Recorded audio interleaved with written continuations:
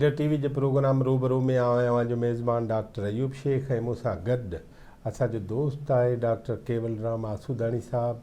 उहो जीअं गुज़िरियल प्रोग्राम में असां साईं जो तारीफ़ करायो त जेके चौपायो माल आहे उन में जेके बीमारियूं थियनि थियूं उन्हनि जो डॉक्टर आहे।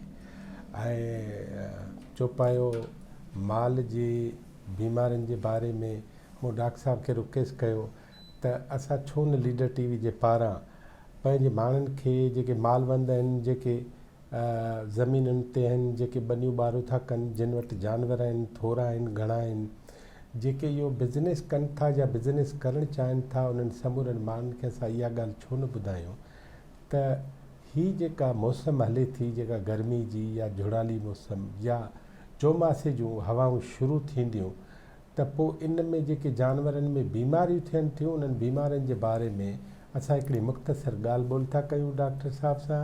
डॉक्टर साहब वॾी महिरबानी लीडर टीवी खे टाइम ॾियण जी। ऐं मूं जीअं पंहिंजो इंट्रो में ई ॻाल्हि रखी छॾी आहे त हिन मौसम में बीमारियूं कहिड़ियूं, उन्हनि जो तोड़ छा आहे, माण्हुनि खे छा करणु खपे। डॉक्टर अयूब शेख साहब वॾी महिरबानी। हिकिड़ो दफ़ो वरी पाण हिन प्रोग्राम में गॾु थिया आहियूं। हाणे हीअ जेको मौसम हले पई बरसाति जी, ख़ासि करे जुड़ाली मौसम आहे, इन में जेके बि असांजा भाग्यासी चऊं मालवंद जेके असांजा आहिनि, उन्हनि खे हिकिड़ी ॻाल्हि जो ख़ासि ख़्यालु रखणु खपे त हिन में तव्हां ॾिसो त मक्खियूं ऐं मच्छर तमामु घणा थींदा आहिनि। ऐं जेके खीर वारा जानवर आहिनि ख़ासि करे, मक्खियूं ऐं मच्छर एॾो तंग कनि था त उनजी पैदावार मुतासिर थिए थी। पहिरियों फोकस असांखे करणु खपे त कोशिशि कयूं त केमिकल्स जो स्प्रे कजे उन्हनि फार्मर्स में, जेके फार्म आहिनि या जिते थोरी जॻह ते जानवर रखियल आहिनि, त मक्खियुनि ऐं मच्छरनि या नंढा वाड़ा आहिनि त मक्खियुनि ऐं मच्छरनि खां बचाइजे जानवरनि खे। हिन मौसम में तव्हां ॾिसो मक्खियुनि जी पैदावार वधी थी वञे, ऐं ख़ासि करे ॿिया नंढा नंढा जीत बि त इहो हिकिड़ो मेन इन शइ ते फोकस करणु ज़रूरी आहे। ॿियो जेको माना जेको खाधो ॾियूं था, खाधो खोराक, हिन मौसम जी ॻाल्हि था कयूं जॾहिं हीअ जुड़ाली मौसम आहे, गर्मी जी ॻाल्हि कयूं, उन में खाधो खोराक में जेको तव्हां ॾिसो त फंगस लॻे थो। ख़ासि करे माण्हू असांजा भाग्या जेके आहिनि पोइ बो भूसो खड़ वग़ैरह वठनि था, पोइ घणो मक़दार में वठी किथे रखंदा न त जेका निमी आहे पाणी या घिम जे करे हा घिम जे करे जेको पाण घिम लफ़्ज़ बुई थो करे त उन में फिफोंदी लॻी थी वञे, त उहो बि जेको सो सम्झो हिकिड़ो इन जो बि ख़ासि ख़्यालु करिणो आहे। ऐं जेकॾहिं ॿोरियुनि में वठूं त उहो बि मथां ई ते करे रखिजनि, जीअं ज़मीन सां लॻनि न, टच न थियनि, त उन में उहा निमीअ जे करे तव्हां ॾिसो न हिकिड़ो फिफोंदी लॻंदी आहे। एज़ अ डॉक्टर पाण फंगस जेके पाण चऊं था, त उहो जानवरनि में इलाही मसइला पैदा थो करे, पोइ बीमारियूं थियनि थियूं, पेट जूं ॿियूं थियूं। इहे बुनियादी ॿ शयूं त ज़रूरी करणु खपनि। पोइ उनजे लाइ दवाऊं कहिड़ियूं? उहो त हीअ त थियो हिकिड़ो पाण ॻाल्हि कई त हिननि शयुनि जो बचाए, पाण वरी ॻाल्हि कंदासीं हिन बीमारी में हिन सां थींदो छा छा? त हिन में मतिलबु हिकिड़ो इहो पेट जा मसइला थींदा न। अच्छा, ख़ासि करे पेट दस्त लॻी पवंदा, माना उहो ग़लति खाईंदा, इनडाइजेशन थी वेंदी, इनडाइजेशन थी वेंदी, बदहज़मी थी वेंदी, त उहो जानवर जी पैदावार मुतासिर थींदी न। हिकिड़ो भाॻियो जेकॾहिं 8-10 किलो खीर वठे पियो, जेकॾहिं में उहा 4 किलो खीर छॾे वई, ऐं हींअर अधु नुक़सानु पाण वटि त खीर 130 रुपया किलो, ॿाहिरां में 60-70-80 रुपया किलो, 80 रुपया किलो बि 4 किलो हलिया विया त केॾो नुक़सानु थी वियो, 300-400 रुपया विया हलिया। त इन्हनि शयुनि जो ख़ासि ख़्यालु करिणो। ॿियो वरी पाण ॿुधाईंदासीं त गर्मी में जेके हिन मौसम में बीमारियूं कहिड़ियूं थी थियनि। असां वटि हिकिड़ो अञा ताईं दुनिया अलाए किथे पहुची वई आहे, तरक़ी करे वई आहे, साइंस एॾी वॾी तरक़ी करे वई आहे, पाण वटि इहा माण्हू अलाए छो कोन था सम्झनि त बचा ॾिसो न, माना कोरोना हले पई त बाबा बचा जी वैक्सीन गवर्नमेंट वठो, बाबा बचा जी वैक्सीन करायो। जानवरनि में तॾहिं चवंदा आहिनि त इलाज परहेज़ जेका इलाज खां बहितर आहे, परहेज़ तरफ़ तवजो ॾियणु खपे। इन ते आउं फोकस कंदुसि ऐं पंहिंजे भागवंद खे जेके भाग्या जेके आहिनि ऐं मालवंद आहिनि उन्हनि खे सलाह ॾींदुसि त महिरबानी करे जेके मख़सूस बीमारियूं थियनि थियूं, जिन में घणो नुक़सानु थिए थो, उन्हनि जी टुका हणाइनि, बचा इलाज तरफ़ वञनि, दवाउनि जो ख़र्चु कनि, वरी जानवर वीक थी वञनि, नुक़सानु उहो मुआशी नुक़सानु। जेकॾहिं तव्हांजी वैक्सीनेशन थियल हूंदी त उन्हनि बीमारियुनि खां बची सघंदी। माना उहे टुका कॾहिं लॻंदा आहिनि? हा, उहो हिकिड़ी ॿुधाईंदी त हींअर जीअं बकरियूं आहिनि, उन में हिकिड़ी थींदी आहे ETV, असीं चवंदा आहियूं एंटीओटाक्सीमा, रतावां दस्त, सिंधीअ में चवंदा आहियूं रतावां, माना बकरी दस्त थिया, पेट भरिजो, दस्त थिया, जानवर जहिड़ो करे हिकिड़े 2 ॾींहंनि में 24 कलाक अंदरि जानवर मरी वञे, उनजी बचा जी वैक्सीन आहे। ऐं वैक्सीन इज़ीली अवेलेबल आहे असांजे, ख़ासि करे गवर्नमेंट जे इदारनि में एॾी वाफ़ुर मक़दार में वैक्सीन अवेलेबल आहे। भाग्यनि जी रसाई कोन्हे डॉक्टर वीचारा कोशिशि कनि था, स्टाफ करे थो, पर भाग्यो ख़ुदि पंहिंजो हिकिड़ो शेड्यूल ठाहे टाइम बाबा ही वैक्सीन कराइणी। ऐं इहा 2 किलो में तव्हांखे ॿुधाईंदो हलां त ETV थींदी आहे, एंटीटॉक्सीमा। कोशिशि कजे असां को बि तव्हां वैक्सीन कंदव उन 14 खां वठी 21 ॾींहं जो पीरियड हूंदो आहे इम्यूनिटी क़ुवत मुदाफ़ित त उन में क़ुवत मुदाफ़ित वधी वेंदी, बचाव जी क़ुवत वधंदी। ऐं पर कोशिशि कजे मतिलबु ETV बि कयूं था त हिकिड़ी करे 14 ॾींहं खां पोइ ॿियो डोज़ ॾेई सघे, बूस्टर डोज़ जेको पाण कंदा आहियूं, त उहो 4 महीननि ताईं इन बीमारीअ खां बचाव थी सघे थो 2 किलोनि में। वरी जेके अचूं वॾनि जानवर में मेंहियूं ढेगियूं न, पर 4 महीननि खां पोइ वरी वरी हर 4 महीने। अच्छा, साल में घणी वणिजनि? 4 महीने तव्हां साल में 3 दफ़ा ETV वैक्सीन जेका आहे, पर ख़ासि करे हिन मौसम में। ऐं ॿियो जॾहिं सरकार मुफ़्त ॾींदी आहे या माल वठे थी? न, सरकार मुफ़्त ॾिए। हा, इहा वॾी सहूलियत आहे त इहे ETV माना CPP, PPR, FMD तमामु महांगी वैक्सीन आहे तमामु, उहा बि गवर्नमेंट सिंध गवर्नमेंट ॾिए पई। पर माण्हू असांजा भाग्या जेके आहिनि उन्हनि खे आहे रिक्वेस्ट आहे मुंहिंजी तरफ़ां त पंहिंजो अप्रोच कयो पंहिंजे वेझे वेटनरी हॉस्पिटल खे, तव्हांखे वैक्सीन मुफ़्त में मिलंदी, तव्हां पंहिंजे जानवरनि खे बचायो। भला अहिड़ा के टुका आहिनि जीअं वियम वारी माईअ खे लॻनि था, ईअं जानवरनि में बि आहे त ॼम खां अवल माउ खे टुको लॻे? मतिलबु इहे ई साॻियूं वैक्सीन असांजी ETV पाण कयूं था न, एंटीटॉक्सीमा जे माउ खे थियल हूंदी त जेकॾहिं उहा ढुको जानवर हूंदो त उन जेके फर थींदा त उन में बि इहा बीमारी कान थींदी न। जीअं पाण हिकिड़ी मोह खुर जी बीमारी थींदी आहे FMD, उहा तमामु ख़तरनाक आहे, जानवर उन में मरे कोन थो पर वीक थी थो वञे कम, ऐं फर कोन था बचनि उन में। पर जेकॾहिं माउ खे वैक्सीन थियल हूंदी।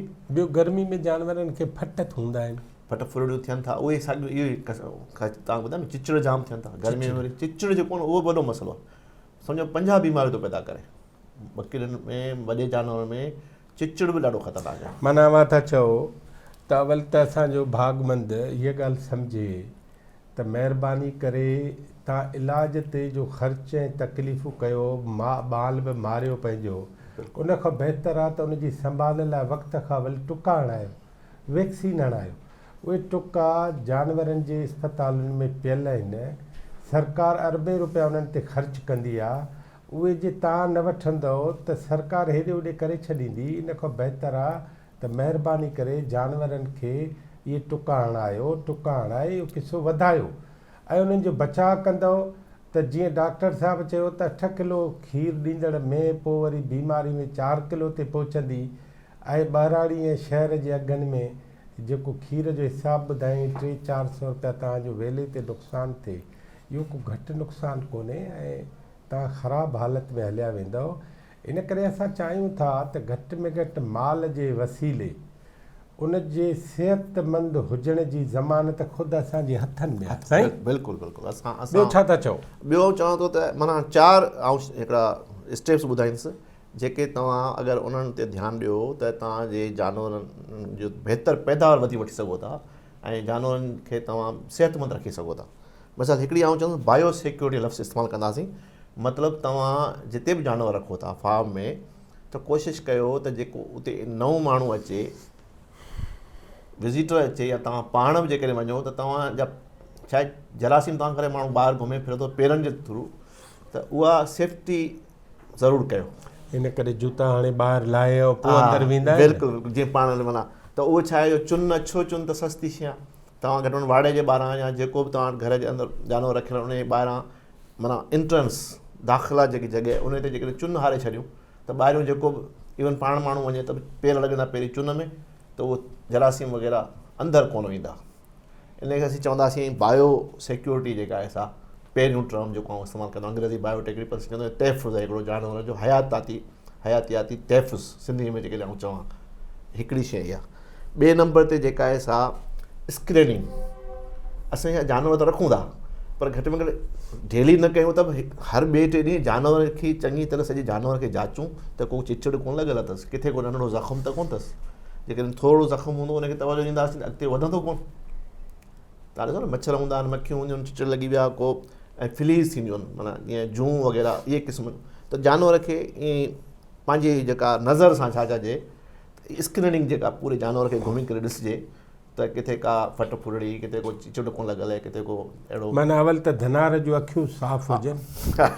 धनार जूं भाग्य जी पर मतिलबु इहो ॾिसो केॾी हिकिड़ी नंढी न पर उनखे नज़र ई न अचे। हा उहा त हाणे बराबरि जूअं था ॾेखारियो उन खां ऐं मक्खियूं ऐं मच्छर अवल त उनजूं अखियूं सही हुजनि। हा त उहा ॿियो उनखे इहा ख़बर हुजे त मां असल में ही मक्खियूं ऐं मच्छर परे नथो कयां, मां असल में पंहिंजो पाण खे नुक़सान खां बचायां। बिल्कुलु 100%। मतिलबु इहो त पंहिंजी थोरो करे थोरी माना कम सां महिनत सां घणो जानवर जी ख़िदमत सां घणो ई नुक़सान खां बची सघूं था। ॿियो छा टी जेका ॻाल्हि कयूं था वैक्सीनेशन जी ॻाल्हि कयूं, उहा थी वई। जेके बीमारियूं न मतिलबु उहो वैक्सीनेशन असली जीअं आऊं थोरो ज़िक्र करे ॾियां मुख़्तसिर बीमारियुनि जो त 2 किरनि में अथई PPR ऐं जेके असीं काटा उर्दू में चवंदा आहिनि, CPP केप्राइन प्लोरोनमोनिया आम तरह चऊं जीअं फिफड़नि में तकलीफ़ थींदी आहे, ETV तव्हांखे ॿुधायमि रितावान दस्त थींदा आहिनि, ऐं शीप पॉक्स रिडूं त शीप ऐं ॿकरियूं त गोट पॉक्स माता जेका थींदी आहे,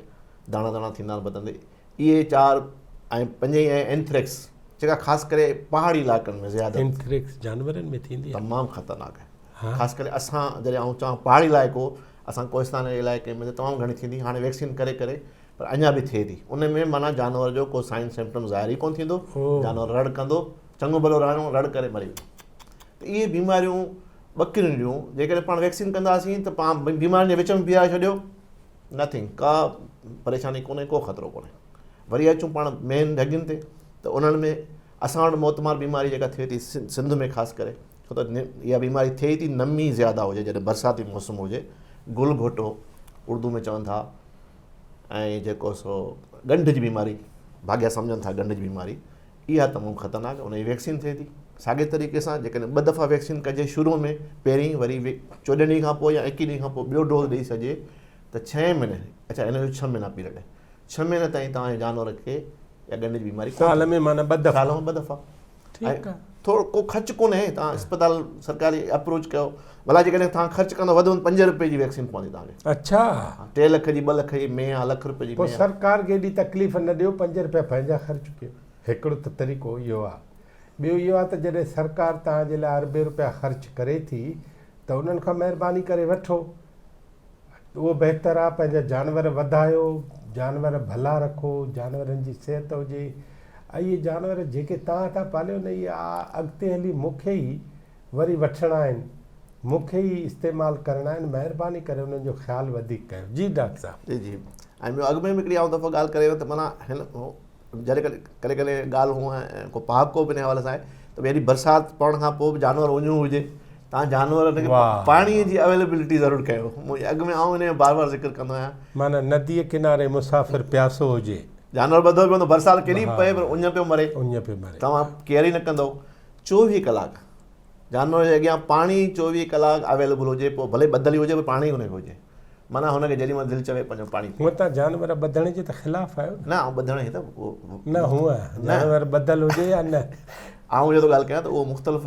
मां अव्हां खां सुवाल थो पुछां, हाणे मूंखे कंहिं अंग्रेज़ ॿुधायो आहे त जानवर ॿधल न हुजे, आउं त चवां त ॿधल न हुजे, इहो त चऊं, इहो चऊं था, पर आज़ादीअ जी ॻाल्हि, आज़ादी आहे। हाणे 14 अगस्त चए पई आज़ादी, जानवर खे बि आज़ादी खपे, पर हिकिड़ी आज़ादी बि लिमिटेशन हूंदी आहे न, तव्हां जॻह केतिरी उन हिसाब सां माण्हू पंहिंजी छा चवंदा आहिनि 16 रुपया ॾेई ईंदो न, त पर इहा आहे त पाणी जी अवेलेबिलिटी 24 कलाक, इन ते ख़ासि तवजो ॾींदा। माना तव्हां त चओ त जानवर जी स्क्रीनिंग कयो त ॾिसो हिनखे बीमारी का लॻे त नथी, ओॾी महिल ई ख़्यालु कयो। बिल्कुलु। ऐं पोइ जीअं ई उहा बीमारी तव्हांखे नज़र अचे त उनजी दवा करायो। बिल्कुलु। ॿियो अॻुवाट वैक्सीन करायो।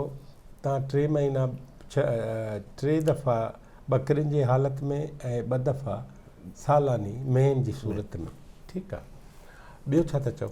न उहो तव्हां जानवर जी ॻाल्हि कई, जीअं मतिलबु कुझु अहिड़ी बीमारियूं जंहिंजी साल में हिकिड़ो दफ़ो वैक्सीन थींदी, उहे कहिड़ा? उन में मतिलबु जीअं पाण चवंदा आहियूं पंहिंजो हिकिड़ी एंथ्रेक्स हिकिड़ो दफ़ो थींदी साल में, एंथ्रेक्स हिकु दफ़ो, उहा साल में हिकिड़ो दफ़ो, मतिलबु मुख़्तलिफ़ वैक्सीन जा मुख़्तलिफ़ टर्म्स आहिनि। PPR ॿकरियुनि में हींअर इहा माना 1990 में असां वटि आई आहे, असांजे मुल्क में, पाकिस्तान इंडिया में 1990 में आई आहे, पर एॾी ख़तरनाक बीमारी आहे, माना जेकॾहिं 100 जानवर आहिनि त उन मां 50 खां वठी 80 जानवर मरी था वञनि जे बीमारी पवे थी त। ॾिसो सिर्फ़ु वैक्सीन सां असां हुन नुक़सान खां बची सघूं था। ऐं बार भाग्यनि खे सलाह, मतिलबु मुंहिंजी जेकॾहिं बहितरीनु सलाह हूंदी as a doctor, as a professional, त वधि में वधि असां तवजो ॾियूं पंहिंजे जानवरनि ते वैक्सीनेशन। इन सां ई असां मुआशी नुक़सान बची सघूं था, पंहिंजे जानवरनि खे बहितर सिहत ॾेई सघूं था। इहो असांजो डॉक्टर केवलदास आसूदाणी साहब जानवरनि जी बीमारियुनि जे बारे में ॼाणू ऐं माहिर ऐं डॉक्टर, ऐं हुन सफ़ा सवली ॻाल्हि कई आहे त इलाज खां बहितर बचाव आहे। बचाव जो वैक्सीन ऐं टुका उहे जानवरनि खे लॻायो, पर जे बीमारी थिए त हर 3 महीने, हर 4 महीने, हर 6 महीने या साल में हिकु दफ़ो बि मुख़्तलिफ़ बीमारियुनि जे सिलसिले में वैक्सीन लॻे थी।